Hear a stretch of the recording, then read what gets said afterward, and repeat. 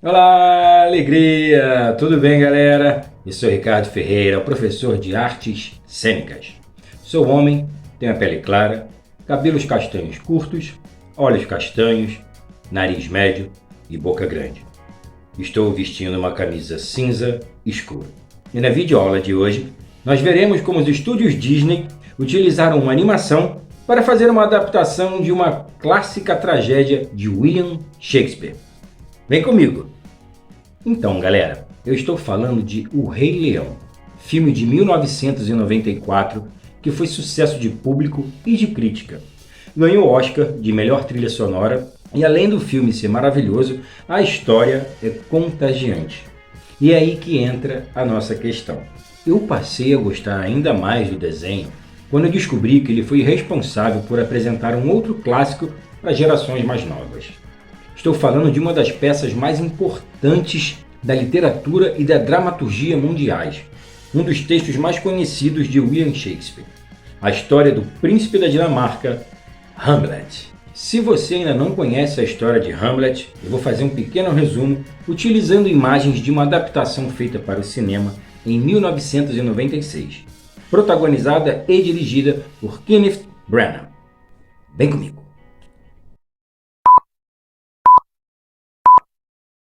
Hamlet conta a história de Hamlet, o príncipe da Dinamarca.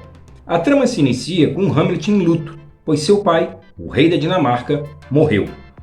Em uma noite, o fantasma do rei aparece para Hamlet e revela algo assustador.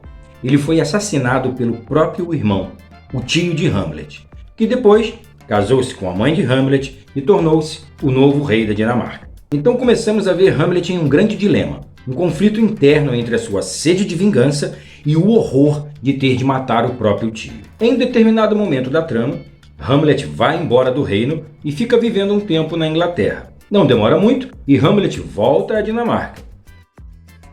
Depois de muita confusão e algumas mortes, Hamlet consegue, enfim, vingar a morte de seu pai. Bom, essa é a história de Hamlet.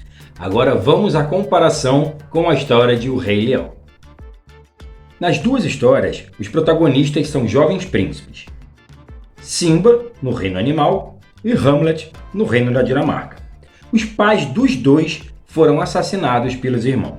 Em O Rei Leão, Mufasa é jogado do penhasco pelo irmão Scar. E em Hamlet, o rei é morto pelo seu irmão Cláudio, que pingou veneno em seu ouvido. Depois, o tio assassino toma o reino para si e o protagonista vai embora do reino. Simba parte para a floresta e Hamlet viaja em um navio para a Inglaterra. Nas duas histórias, os espíritos dos pais assassinados aparecem para os protagonistas. E depois de um tempo afastados, os príncipes resolvem voltar para o reino e vingar as mortes de seus pais. Scar acaba morto pelas hienas e Hamlet envenena o seu próprio tio. Partindo para o elenco coadjuvante, alguns personagens de O Rei Leão têm funções semelhantes à trama de Hamlet. Nala, a crush de Simba, e Ofélia é mais ou menos a crush de Hamlet. Timão e Pumba são os melhores amigos de Simba. E Guildenstern e Rosencrantz são amigos de infância e de escola do príncipe Hamlet. Zazu, o pássaro conselheiro do rei Mufasa, seria um paralelo de Polônio, o conselheiro do rei da Dinamarca. Mas o Rei Leão não é uma cópia de Hamlet. Ele é inspirado, tem coisas semelhantes, mas também tem outras bem diferentes. Até porque a animação da Disney é alegre e para toda a família. E a peça de Shakespeare é uma tragédia, onde praticamente todos os personagens morrem. E isso não combina muito com a Disney, né? Mas a base da história, como podemos ver, foi a mesma, certo? Agora eu vou mais além. Nós vimos semelhanças entre Hamlet e o Rei Leão. Beleza. Mas e se eu te disser que Hamlet também não é uma história original? Shakespeare não tirou isso tudo da cabeça dele, não foi criação própria. Ele se inspirou numa lenda nórdica, onde o nome do personagem é bem interessante. Dê uma olhada. Perceberam alguma semelhança? O nome do nosso protagonista é Amleth. Se tirarmos o H do final do nome e colocarmos no início, vira Hamlet. Querem ver como as histórias se parecem? Continuando a utilizar imagens de adaptações feitas para o cinema, e vou mostrar uma de 1994, dirigida por Gabriel Axel e protagonizada por Christian Bale. Aqui no Brasil, foi renomeado para Jutland, Reinado de Ódio. Na lenda, Amleth é um príncipe da Dinamarca, e o pai dele foi assassinado pelo próprio irmão. O tio do príncipe, então, casa-se com a mãe de Amleth, Geruta, nome muito semelhante ao da mãe de Hamlet, Gertrudes. Com o tio do príncipe tomando o reino, Amleth é expulso, vai para a Inglaterra, passa um tempo por lá e depois volta com o objetivo de vingar a morte do pai e assumir o trono. A lenda de Amleth ficou muito conhecida na Europa devido a um texto escrito no século XIII pelo autor dinamarquês Saxo Grammaticus. Mas apesar da história ser idêntica à de Hamlet, existem algumas diferenças importantes, como por exemplo o temperamento do protagonista. Enquanto Amleth se torna um forte guerreiro e está convicto sobre a morte do tio, Hamlet, por outro lado, passa um bom tempo em conflito interno, sem saber se vinga a morte do pai ou não. Agora, vejamos outras curiosidades, mas para isso, vamos voltar ao Rei Leão. Simba é o personagem que, depois de crescer e tornar-se forte, retorna ao reino para assumir o seu lugar no trono. Ele é convicto, corajoso e enfrenta o seu tio Scar com a intenção de derrotá-lo. Assim, o temperamento de Simba é mais próximo ao de Amleth do que ao de Hamlet. Com isso, podemos perceber que a história da Disney se aproxima muito mais da lenda original nórdica do que da história de Shakespeare, que serviu de inspiração. Mas aproveitando para falar de Hamlet, essa dualidade, esse conflito interno dele, é o que torna o personagem interessante e acabou tornando a peça um clássico.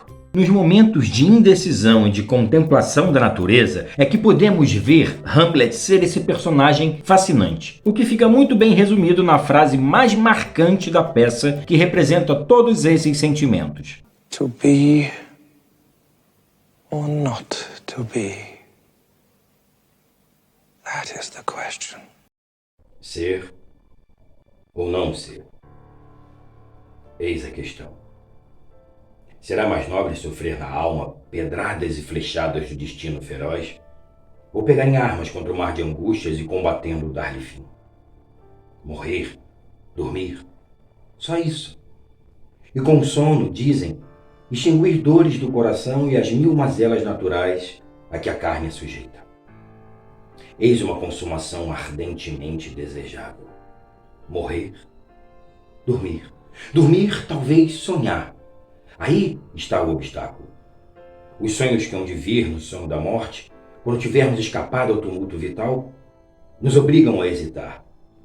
E é essa reflexão que dá à desventura uma vida tão longa.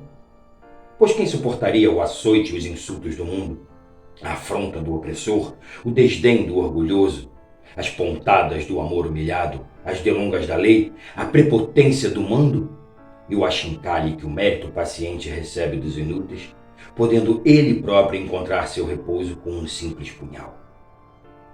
Quem aguentaria fardos gemendo e suando numa vida servil, senão porque o terror de alguma coisa após a morte, o país não descoberto de cujos confins jamais voltou nenhum viajante, nos confunde à vontade? Nos faz preferir e suportar os males que já temos, a fugirmos para outros que desconhecemos. E assim a reflexão faz todos nós covardes. E assim o matiz natural da decisão se transforma no doentio pálido do pensamento. E empreitadas de vigor e coragem refletidas demais, saem de seu caminho. Perdem o nome de ação. Bom, galera, espero que vocês tenham curtido a aula e a relação entre a animação da Disney e a tragédia de Shakespeare. Eu vou ficando por aqui e aproveito para convidar o professor Arthur Cordeiro, de Artes Visuais, que vai trazer uma outra abordagem sobre esse tema. Arthur, chega aí! Oi, eu sou o arte educador Arthur Cordeiro. Sou homem, tenho a pele clara, meus lábios são grandes e meu nariz é médio. Meus olhos são castanhos, meu cabelo é meio preto, meio grisalho. Ao meu redor, você vê alguns livros de arte e religiosos. Em nossa videoaula de artes visuais hoje, nós vamos conversar sobre a morte.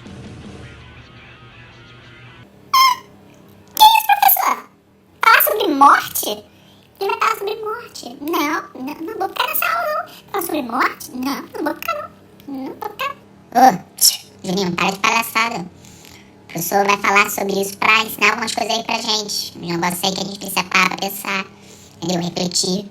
Não é falar por falar, não.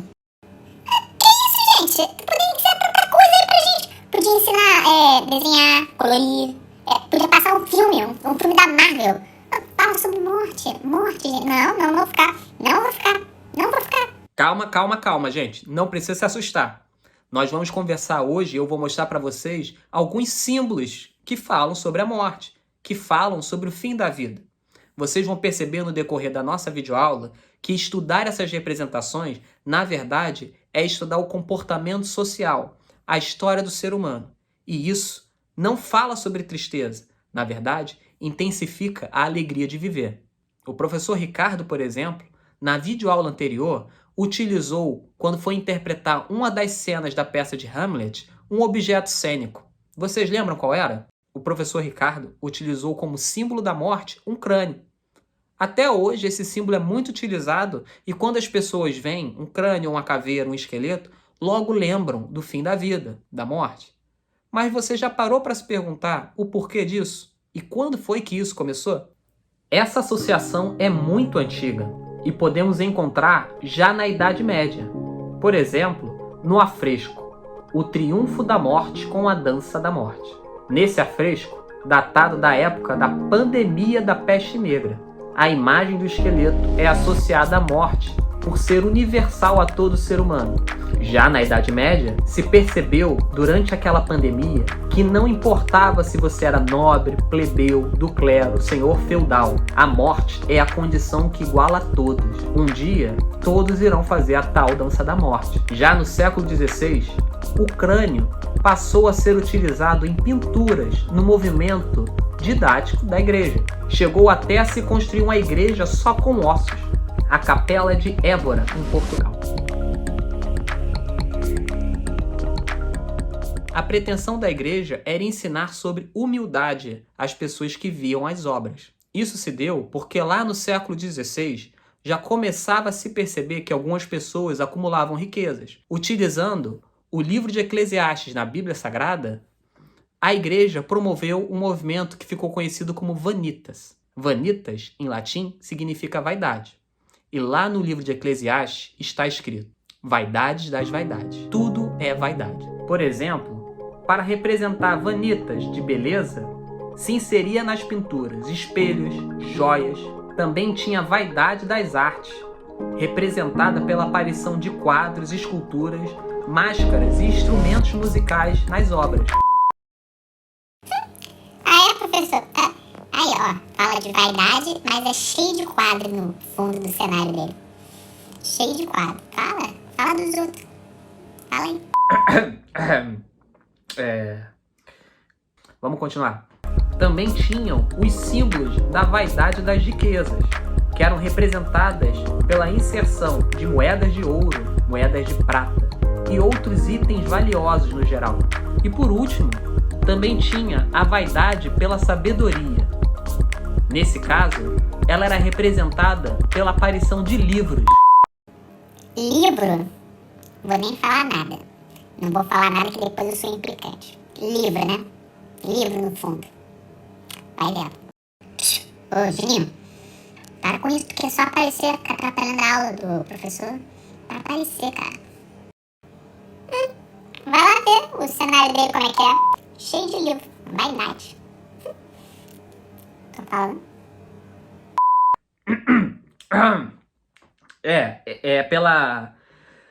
Vamos continuar. A vaidade da sabedoria era representada pela aparição de livros, máquinas ou mecanismos científicos. E é interessante a gente pensar como alguns desses símbolos são utilizados até hoje. Por exemplo, tem gente que quando vai fazer uma live, uma videochamada ou uma videoaula, coloca no fundo do seu cenário livros e quadros para representar que sabe ou que conhece alguma coisa. Esse tema é muito recorrente até os dias de hoje. mas nem sempre ele é representado com um símbolo de sofrimento e tristeza. Em muitas culturas, a morte é um símbolo de alegria, pois, ao falar sobre a brevidade da vida, nós intensificamos o presente, a vida que temos agora, para aproveitar cada minuto dela. É isso aí, pessoal. Espero que vocês tenham gostado da videoaula de hoje e tenham percebido que nem sempre falar sobre morte deve ser triste e que algumas representações culturais dela são, na verdade, bem festivas e alegres. Gostou desse tema? Quer saber mais? Procure seu professor de arte. Mas não deixe isso para depois. Faça agora. A vida é um sopro. Até a próxima videoaula, pessoal!